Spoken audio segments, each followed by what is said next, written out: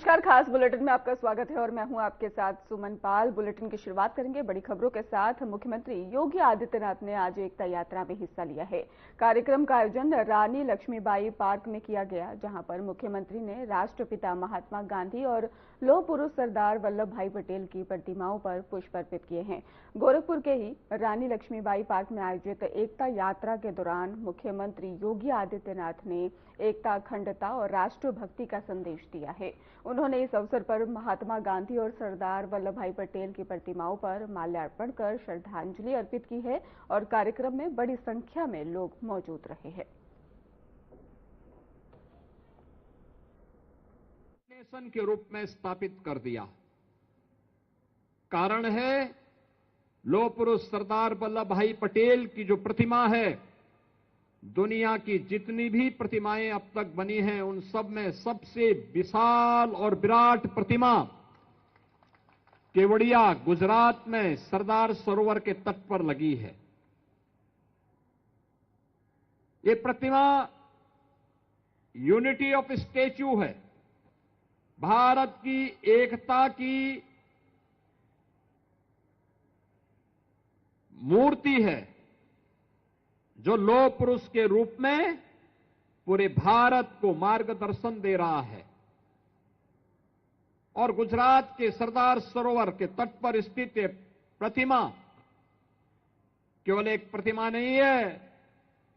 याद करिए, जब मोदी जी मुख्यमंत्री थे, गुजरात के मुख्यमंत्री के रूप में उन्होंने पूरे देश से भारतीय जनता पार्टी और उसके आनुषंगिक संगठनों से 2013 में अन्नदाता किसानों से, श्रमिकों से, नागरिकों से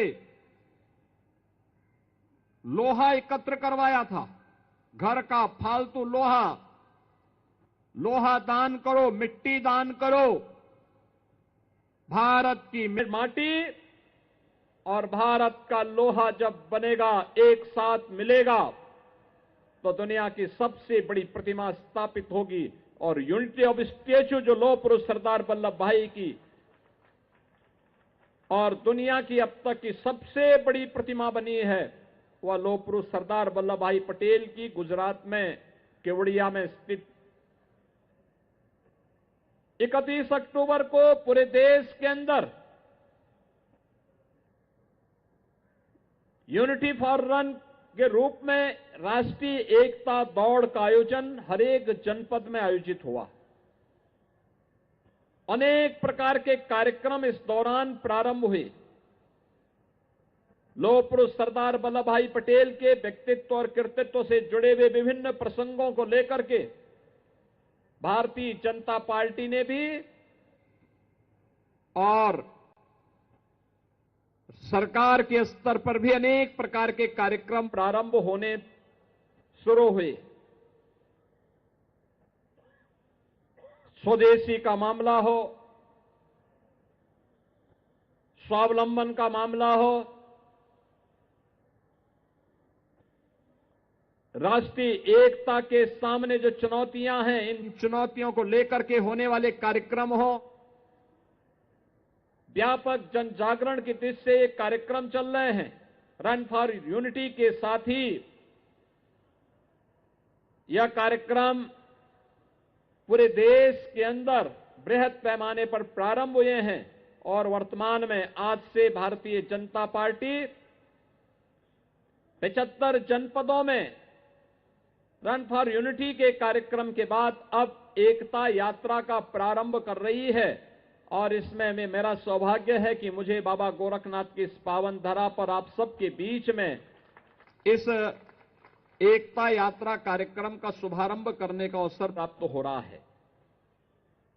ये एकता यात्रा हर 403 विधानसभा क्षेत्रों में आयोजित होने जा रही है।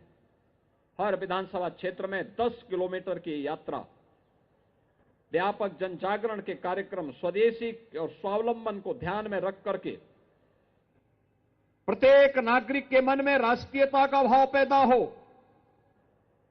और ये सुखद संजोग है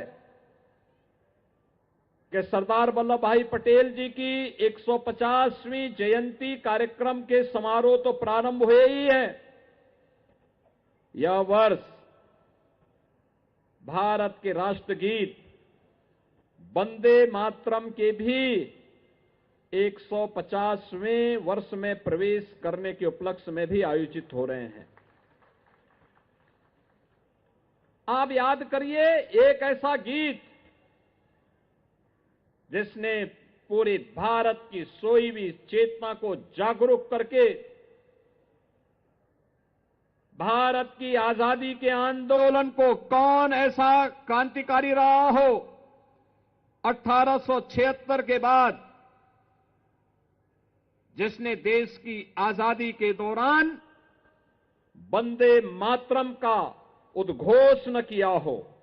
हर क्रांतिकारी वंदे मातरम का उद्घोष करके देश की आजादी की आंदोलन में कूद पड़ा था। क्या विद्यार्थी, क्या बच्चे, क्या युवा, क्या अधेड़, क्या बुजुर्ग, क्या महिला, क्या पुरुष, किसी भी उम्र का व्यक्ति वंदे मातरम एकमात्र उसके जीवन का मंत्र बन गया था। और देखते ही देखते वंदे मातरम कई घोष विदेशी दासता से भारत को मुक्त करने का मंत्र बन गया।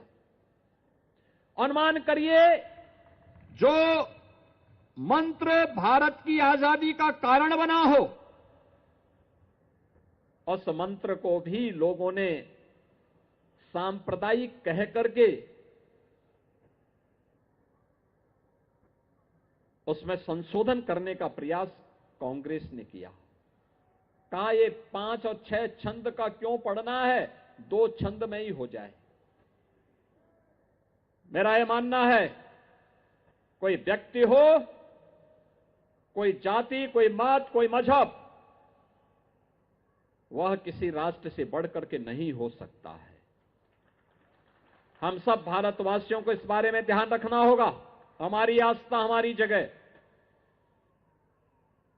अगर हमारी आस्था हमारी राष्ट्रीय एकता और अखंडता में बाधा पैदा कर रही है, हमें उस आस्था को एक और करना होगा। सबसे पहले अपनी राष्ट्रीय अखंडता के लिए प्राणपण से जूझने के लिए तैयार होना होगा।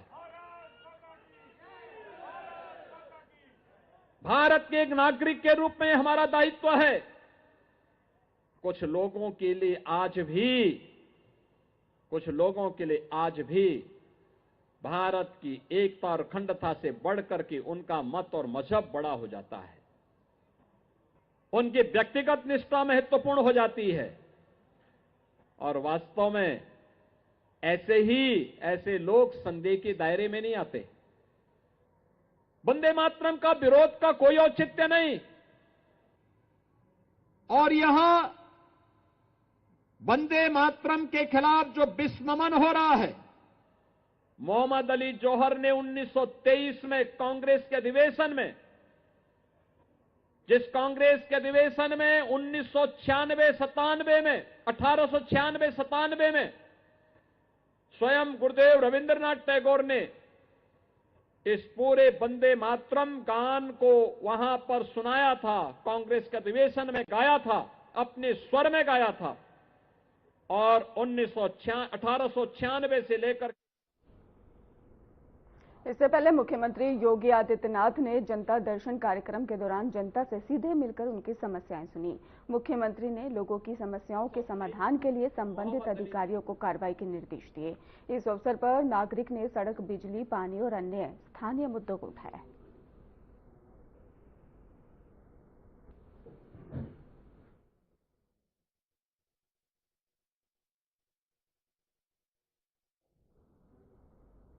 अलीगढ़ में आयोजित आत्मनिर्भर भारत हर घर स्वदेशी कार्यक्रम में पूर्व उप मुख्यमंत्री डॉक्टर दिनेश शर्मा ने बिहार चुनाव को लेकर बड़ा बयान दिया है। उन्होंने कहा है कि 14 नवंबर को बिहार की जनता झूठ और प्रचार पर ताला लगाएगी और आरजेडी की हार तय है। डॉक्टर शर्मा ने कहा है कि जनता आत्मनिर्भर भारत और स्वदेशी के मार्ग पर आगे बढ़ रही है। उन्होंने 2047 तक ही भारत निर्माण के लक्ष्य दोहराए हुए कहा है कि महिलाएं आत्मनिर्भर बन रही हैं और देश विकास के नए युग में प्रवेश कर चुका है।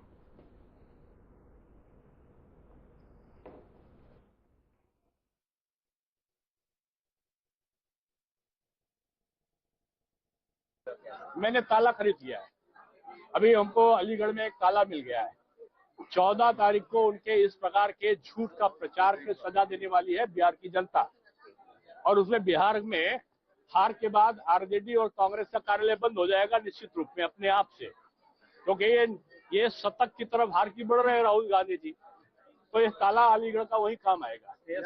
माहौल बहुत अच्छा है, तेजस्वी यादव का हार का माहौल तेजस्वी का बहुत अच्छा है, जीत का माहौल तो एनडीए के पक्ष में है। और अब तक की सबसे अधिक सीटें होंगी। हालांकि हमारे गृह मंत्री जी ने तो 160 कहा है, लेकिन मैं उनसे ज्यादा नहीं कह सकता, लेकिन मेरी आत्मा कह रही कि उससे ज्यादा आएगी। अखिलेश यादव ज्यादातर रैली बिहार में कर रहे हैं। अब जब एक प्रत्याशी नहीं खड़ा कर पाए तो अब जिसका एक प्रत्याशी नहीं, इसका मतलब आधार नहीं होगा, तभी खड़ा नहीं किया। अब कोई भी प्रचार कहीं भी कर सकता है। बहुत सारे लोग तो न्यूयॉर्क में और वाशिंगटन में भी प्रचार करने की इच्छा रखते हैं। सर, पाकिस्तानी लश्कर कमांडर ने भारत पर आतंकवादी हमले की धमकी दी है। अरे पाकिस्तानी लश्कर का कमांडर अपने को पहले बचाए। मसूद अजहर रो रहा है, और रो इसलिए रहा कि पहले की तरह खुलेआम अब वो प्रचार नहीं कर पाता भारत के खिलाफ। वो अपने को छुपाए और लुकाए घूम रहा है। भारत बोला नहीं जो डर जाए। भारत ना डरता है, ना डराता है, और ना झुकता है, ना झुकाता है।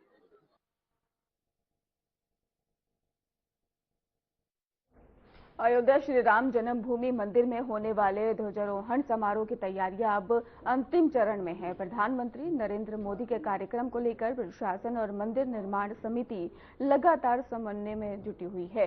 अयोध्या में श्री राम जन्मभूमि मंदिर परिसर में ध्वजारोहण समारोह की तैयारियां जोरों पर हैं।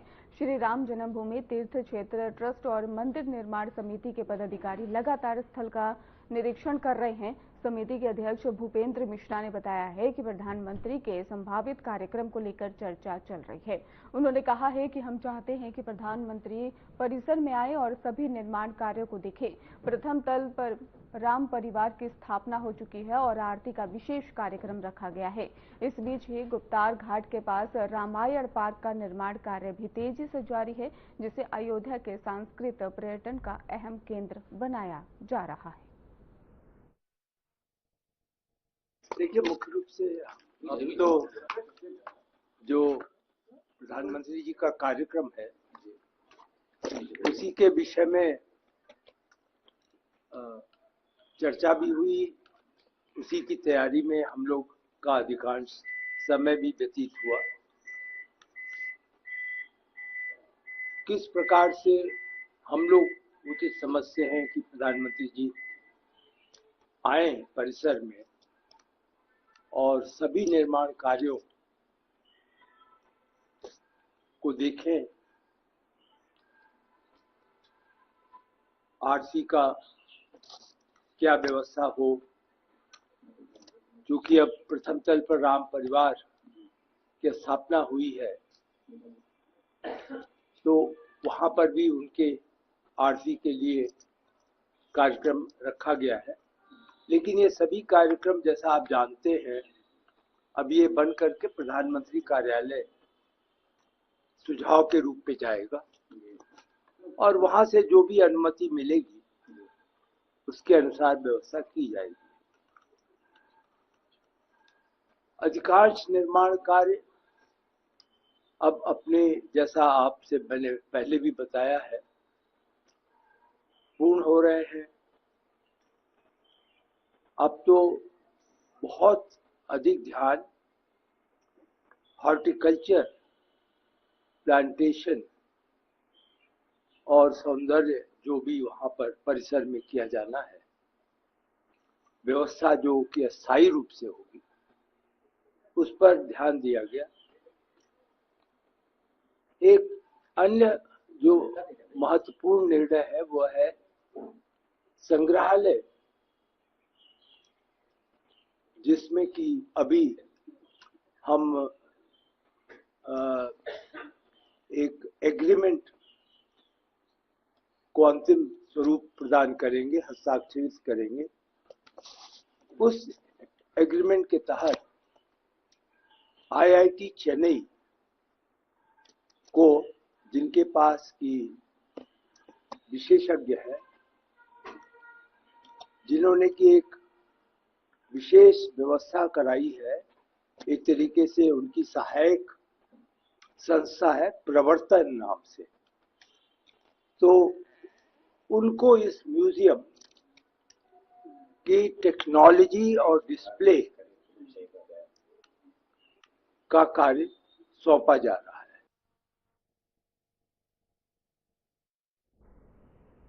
फिलहाल बुलेटिन में रुकेंगे एक छोटे से ब्रेक के लिए।